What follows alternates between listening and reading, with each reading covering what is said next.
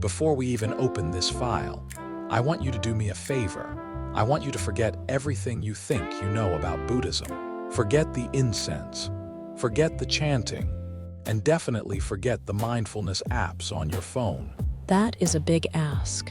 That imagery is kind of the whole package. If you strip away the spirituality, what is left? Just sitting in a room breathing.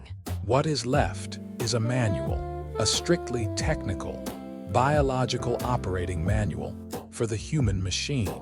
If you look at the ancient texts and then look at modern data, you realize these guys weren't trying to be holy. They were early hackers. They were trying to debug a system that was built with some serious flaws. Hackers, you are talking about monks who lived thousands of years ago. They didn't know what software was. They were seeking enlightenment, not debugging code. Enlightenment is just a user interface term for system optimization. We have the biometrics now to prove it. We are not talking about faith anymore. We are talking about physics. We are talking about thermodynamics. Okay, that is a bold claim. You are saying you can measure nirvana with a thermometer. In some cases, yes. Let's look at the data. Open the document to page 1. Thermodynamic anomaly. This image is intense. It looks like a thermal scan of a person in extreme cold. The core is glowing red. This is the baseline test. We are looking at Tibetan monks practicing *G-Tummo* meditation in the Himalayas. The environment is minus 28 degrees Celsius. In that cold, a normal human body goes into vasoconstriction to save heat. If you stay there, you get hypothermia and die.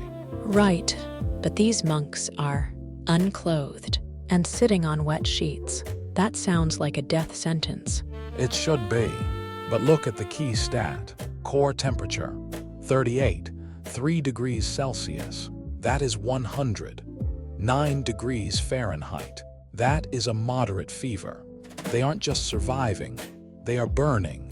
How is that physiologically possible? You can't just think yourself warm. Standard physiology agrees with you. It says this is impossible without illness or external heat. But the data shows two distinct mechanisms at work here. Mechanism A is somatic, a forceful breath that acts as the igniter. Mechanism B is neurocognitive, visualization. So they are visualizing fire, and the body actually creates heat. They are hacking the autonomic nervous system. The visualization isn't a daydream.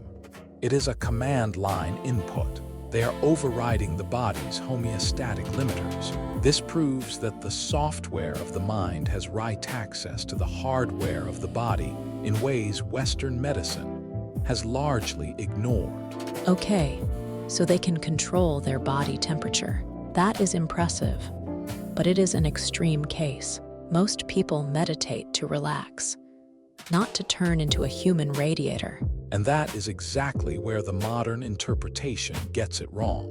We have commodified this technology into a relaxation tool. But real practice is the opposite of relaxing. Turn to page 2. The relaxation fallacy. This picture is cynical, a corporate wellness room. But the data overlay is chaotic. This is the blue pill perspective. We sell meditation as a mental spa day, a way to chill out. But if you hook a serious practitioner up to an EEG, you don't see a person napping. The slide says resting state, 0%. That can't be right. I feel calmer when I meditate. You feel calm because you are successfully suppressing the noise. But the suppression itself is hard labor. The physics of the brain tells us that stabilizing attention against the entropy of a wandering mind requires intense energy expenditure. So the peace is actually the result of a struggle. It is the result of a blockade. You are actively dismantling the default operating system. We treat this like it is a warm blanket, but it is actually a surgical scalpel. It is not a break from work. It is the hardest labor your neurons will ever perform. Labor doing what, exactly? If I am just sitting there, what is burning all that energy? You are fighting the ghost in the machine. You are fighting the self. And that ghost is incredibly expensive to keep alive. Go to page 3. The dissipative processor. A brain scan that looks like a server farm overheating. DMN, system overload. Let's look at the specs. The brain is only 2% of your body mass, but it devours 20% of your metabolic energy. That is a terrible efficiency rating. Well, thinking is hard work. But what are you thinking about asterisk? Most of that energy feeds the default mode network, the DMN. This is the circuit responsible for you. Your autobiography, your grudges, your time-traveling anxieties. So my sense of self is what is costing me all this energy. From a thermodynamic perspective, the self is a high-maintenance dissipative structure. It burns glucose just to keep the narrative running. It is constantly checking social status, replaying past arguments, fearing the future. That is all noise, thermal noise. And meditation. Meditation is an efficiency protocol. By down-regulating the DMN, you stop fueling the phantom. You cut the power to a redundant subroutine. Redundant. My self is redundant.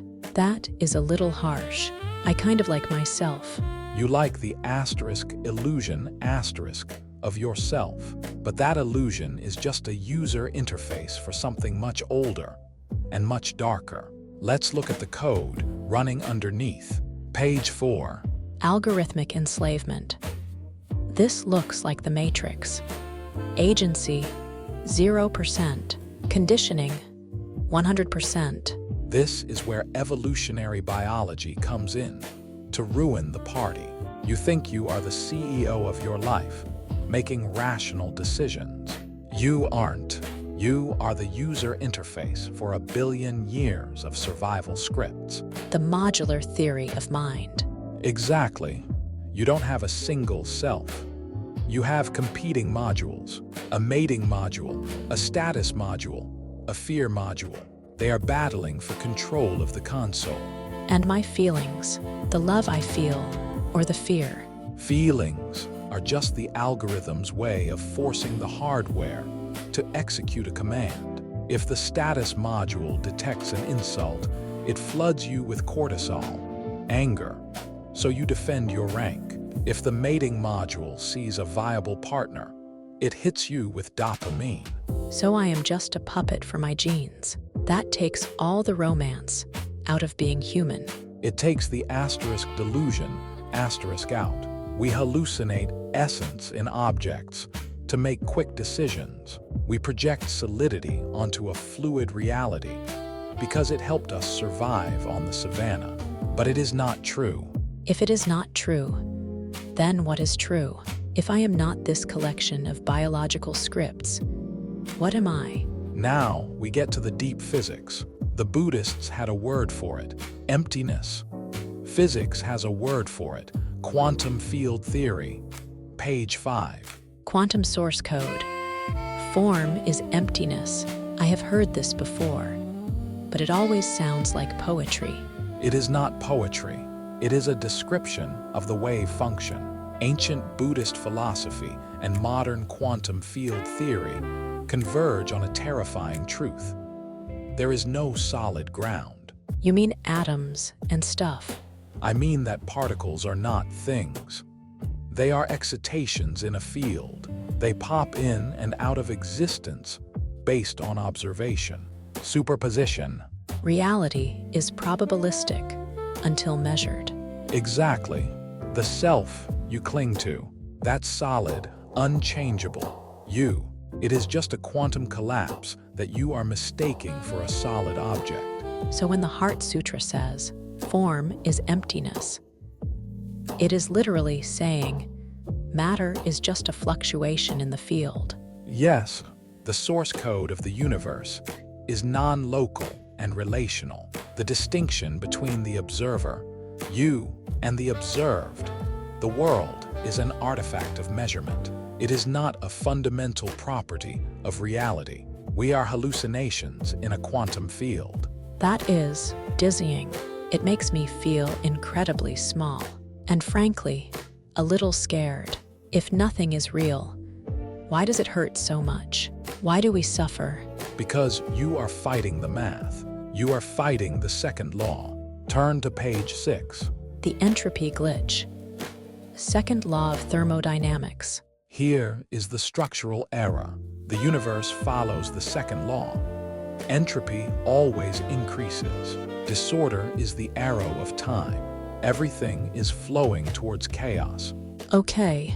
But biological life, and specifically the human ego, attempts to create a fortress of low entropy. We try to maintain a fixed identity against this universal tide. We try to stay the same, to stay young, to keep our possessions. We try to freeze a river. The Buddhists call it Dukkha, suffering, but a physicist would call it thermodynamic friction. So suffering isn't an emotion. It is heat. It is the energy debt of trying to make the impermanent permanent. The self is a glitch in the flow of entropy. It is a desperate, energy-inefficient attempt to impose order on a system defined by chaos. The pain you feel isn't emotional. It is the systemic stress of fighting physics. That actually makes a lot of sense. We are swimming upstream, and we are exhausted.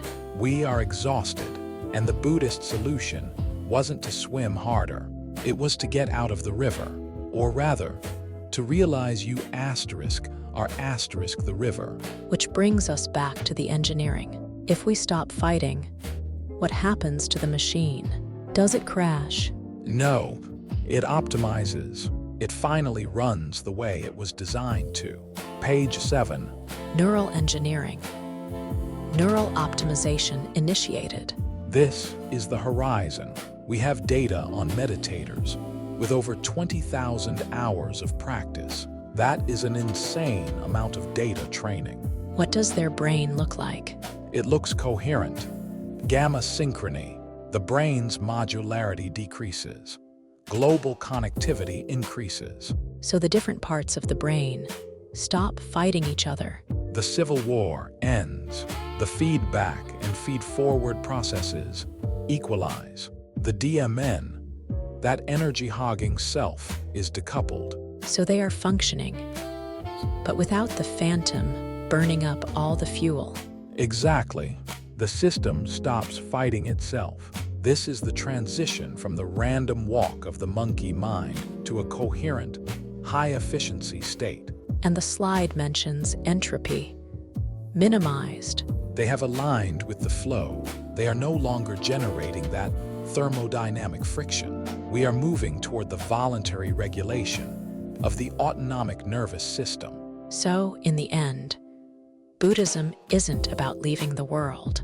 It is about becoming a better operator of the vehicle. It is the deliberate, scientific rewiring of the consciousness interface. It is the next step in human evolution. We stop being the software, and we become the architect. I have to admit, seeing it as debugging makes it a lot more compelling than just letting go. It is the ultimate hack. The only question is, are you ready to delete your user profile? I think I might need a backup drive first. There are no backups in quantum mechanics, only the now. I'll meet myself up high.